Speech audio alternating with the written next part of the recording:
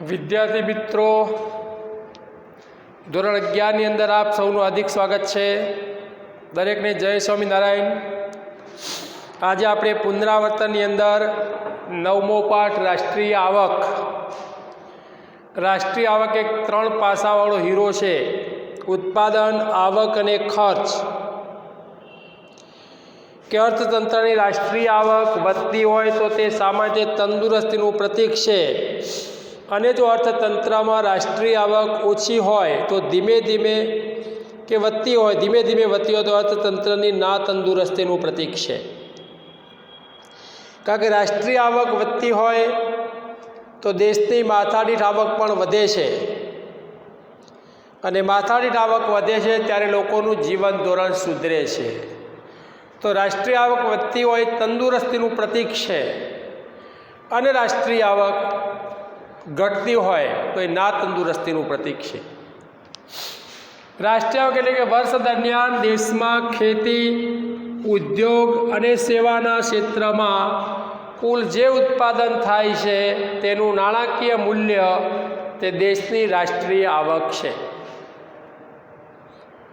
રાષ્ટ્રીય આવક એટલે કે વર્ષ દરમિયાન દેશમાં ખેતી, ઉદ્યોગ અને સેવાના ક્ષેત્રમાં કુલ જે ઉત્પાદન થાય છે તેનું નાણાકીય મૂલ્ય તે દેશની રાષ્ટ્રીય આવક છે.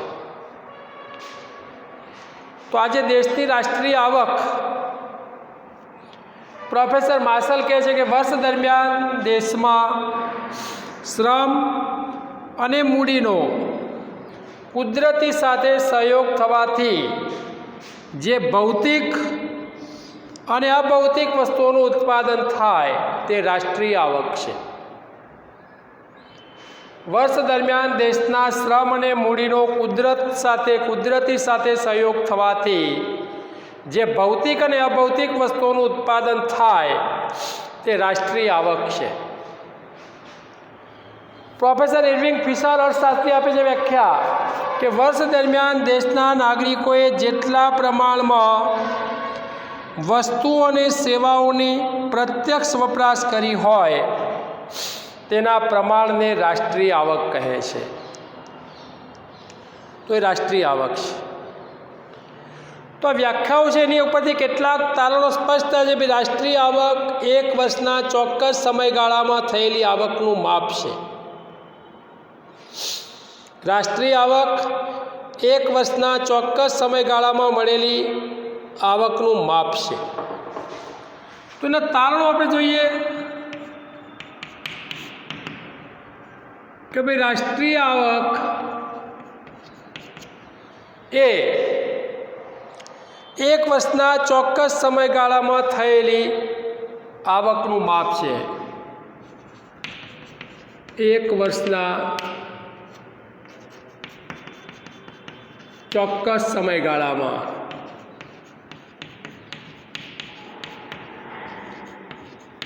થયેલી આવકનું માપ છે. આવકનું માપ છે. રાષ્ટ્રીય આવકમાં અંતિમ વસ્તુ અને સેવા ધ્યાનમાં લેવાય છે. તો રાષ્ટ્રીય આવકની અંદર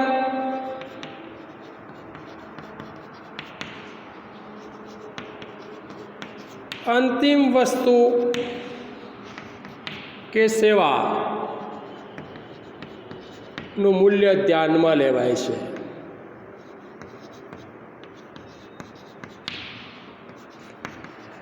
વચગાળાના એકમો ધ્યાનમાં લેવામાં આવતા નથી. અંતિમ વસ્તુ અને સેવાઓનું નાણાકીય મૂલ્ય રાષ્ટ્રીય આવક છે. અંતિમ વસ્તુ અને સેવાનું મૂલ્ય, અંતિમ વસ્તુ અને સેવાનું મૂલ્ય એ નાણાકીય મૂલ્ય છે. એ નાણાકીય મૂલ્ય છે. બીજું કે ઘસારો બાદ કરીને રાષ્ટ્રીય આવક ગણવામાં આવે છે. ઘસારો બાદ કરી ઘસારો બાદ કરી રાષ્ટ્રીય આવક ગણવામાં આવે છે. ઘસારાને બાદ કરી રાષ્ટ્રીય આવક ગણાય છે. વસ્તુઓ અને સેવાઓનું ઉત્પાદન અથવા વપરાશ થવી જોઈએ. વસ્તુ કે સેવાઓનું ઉત્પાદન અથવા વપરાશ થવી જોઈએ. વસ્તુ કે સેવાનું ઉત્પાદન અથવા વપરાશ થવી જોઈએ. આ રાષ્ટ્રીય આવકની વ્યાખ્યા ઉપરના તારણો છે કે રાષ્ટ્રીય આવક એક વર્ષના ચોક્કસ સમયગાળામાં થયેલી આવકનું માપ છે. રાષ્ટ્રીય આવકમાં અંતિમ વસ્તુ કે સેવાનું મૂલ્ય ધ્યાનમાં લેવાય છે. અંતિમ વસ્તુ અને સેવાના મૂલ્યએ નાણાકીય મૂલ્ય એક આવક છે. ઘસારો બાદ કરી રાષ્ટ્રીય આવક ગણવામાં આવે છે.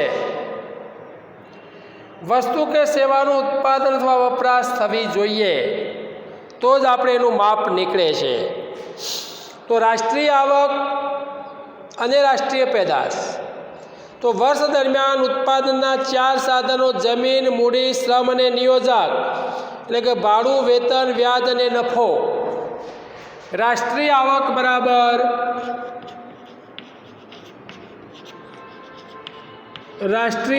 બરાબર ભાડું વત્તા વ્યાજ વત્તા વેતન વત્તા નફો. ઉત્પાદનના 4 સાધનો જમીનના માલિકને ભાડું મળે છે, મૂડીના માલિકને વ્યાજ મળે છે, શ્રમિકને વેતન મળે છે અને નિયોજકને નફો મળે છે. તો ભાડું, વેતન, વ્યાજ અને નફાના સ્વરૂપની અંદર આ રહેલી સંપત્તિ કે જે રાષ્ટ્રીય આવક છે. તો વર્ષ દરમિયાન ઉત્પાદનના 4 સાધનો એ રાષ્ટ્રના ઉત્પાદનમાં આપેલ ફાળા બદલ તેમને મળતી કુલ આવકનો સરવાળો એ રાષ્ટ્રીય આવક છે. એમની કુલ આવકનો સરવાળો એટલે કે જમીન, મૂડી, શ્રમ અને નિયોજક. જમીન, મૂડી, શ્રમ અને નિયોજક આ ઉત્પાદનના 4 સાધનો કે જેને આપણે જોઈએ કે ભાઈ ઉત્પાદનના 4 સાધનોને જે આવક પ્રાપ્ત થાય છે જેની અંદર 4 સાધનો કે જે જમીનના માલિકને ભાડું, મૂડીના માલિકને વ્યાજ, શ્રમિકને વેતન અને નિયોજકને નફો પ્રાપ્ત થાય છે. હવે રાષ્ટ્રીય પેદાશ કે ભાઈ રાષ્ટ્રીય પેદાશ કોને ગણવી? રાષ્ટ્રીય પેદાશ એટલે કે વર્ષ દરમિયાન ઉત્પાદનના સાધનોથી દેશના જુદા જુદા ક્ષેત્રોની અંદર વર્ષ દરમિયાન ઉત્પાદનના સાધનોથી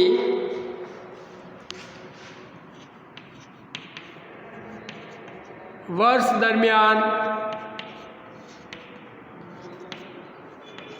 ઉત્પાદનના સાધનોથી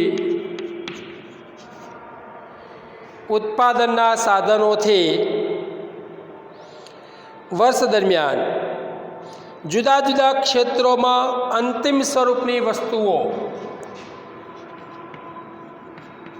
જુદા જુદા ક્ષેત્રોમાં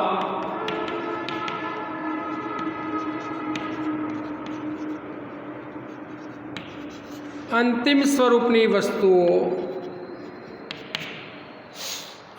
સ્વરૂપની વસ્તુઓ અને સેવાઓના કુલ ઉત્પાદન મૂલ્યનો સરવાળો અને સેવાઓના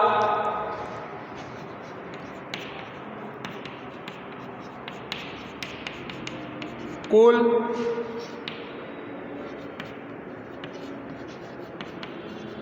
ઉત્પાદન મૂલ્યનો સરવાળો એટલે રાષ્ટ્રીય પેદાશ. તો આજે જો રાજ્યનો હસ્તક્ષેપ ના હોય એટલે કે કરવેરા કે વગેરે ના હોય, વિદેશ વ્યાપાર ના હોય, તો રાષ્ટ્રીય આવક અને રાષ્ટ્રીય પેદાશ એક સરખા હોય છે. આજે જોઈએ કે ભાઈ દરેક દેશ કોઈને કોઈ વસ્તુ ઉપર કર નાખે છે, પ્રત્યક્ષ કે પરોક્ષ રીતે કર નાખવામાં આવે છે અને કર સ્વરૂપે રાજ્યને આવક પ્રાપ્ત થાય છે. તો આ પ્રમાણે આપણે જોઈએ કે ભાઈ જ્યારે કોઈ પણ દેશની અંદર જે રાજ્યનો હસ્તક્ષેપ ના હોય, એટલે કે કરવેરા ના હોય, વિદેશ વ્યાપાર ના હોય, તો રાષ્ટ્રીય આવક અને રાષ્ટ્રીય પેદાશ સરખા થાય છે. પણ આજે વસ્તુઓ પરના વેરાને લીધે રાષ્ટ્રીય પેદાશ એ રાષ્ટ્રીય આવક કરતાં વધુ હોય છે. તો આ રાષ્ટ્રીય પેદાશ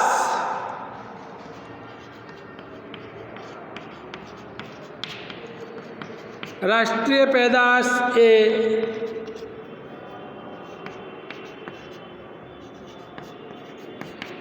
રાષ્ટ્રીય આવક કરતાં વધારે હોય છે. એ વધારે હોય છે. પણ આજે કારણ કે કરવેરાને કારણે કિંમત ઉત્પાદન ખર્ચથી વધારે હોય છે. કરવેરાથી કિંમત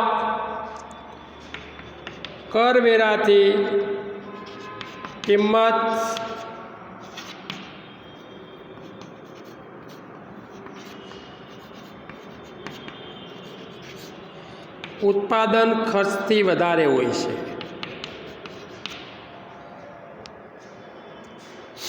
કારણ કે જ્યારે વેપારી પોતાની વસ્તુની કિંમત નક્કી કરે છે ત્યારે પોતાને ચોપડે નોંધાયેલ વેતન, વ્યાજ, નફો, કાચો માલ આ બધાની ગણતરી કરી અને પછી એ વસ્તુની કિંમત નક્કી કરે છે. કારણ કે એની દ્રષ્ટિએ નફો મેળવવાનો છે. માટે તો વિદ્યાર્થી મિત્રો આપણે આટલા સુધી રાખીએ છીએ. રાષ્ટ્રીય આવક પુનરાવર્તન ભાગ 1